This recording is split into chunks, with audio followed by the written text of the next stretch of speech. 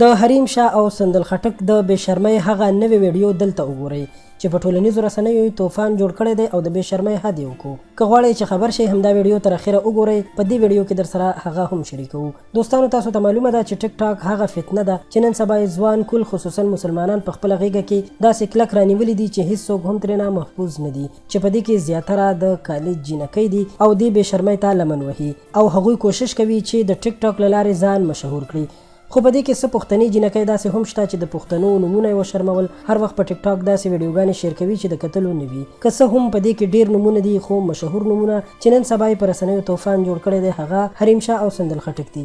د سندل خټک یوه نوې ویډیو راغلې ده چې حریم شاه هم ورسره ولاړه ده. سندل خټک په کمیس کې دننه بالغ یا بل څه ایښي دي او ځان نه یې امیدواره او یا حامله ښځه جوړه کړې ده چې داسې ښکاري لکه چې وایي زما بچی په خېټه دی او په خپله خېټه باندې لاس هم وهي. ورسره حریم شاه هم ولاړه ده او د سندل خټک په خېټه باندې لاس وهي، کیمرې ته ګوري او خاندي. ډیره د افسوس او د شرم خبره ده چې یو دوه جینکۍ ځانونو ته پښتني وایي او په پښتو خبرې هم کوي او هر ورځ داسې یوه نوې بې شرمي کوي چې د کتلو قابل نه وي. الله تعالی دې داسې خلکو ته هدایت نصیب کړي او موږ تاسو دې پاک رب له داسې فتنې نه محفوظ وساتي.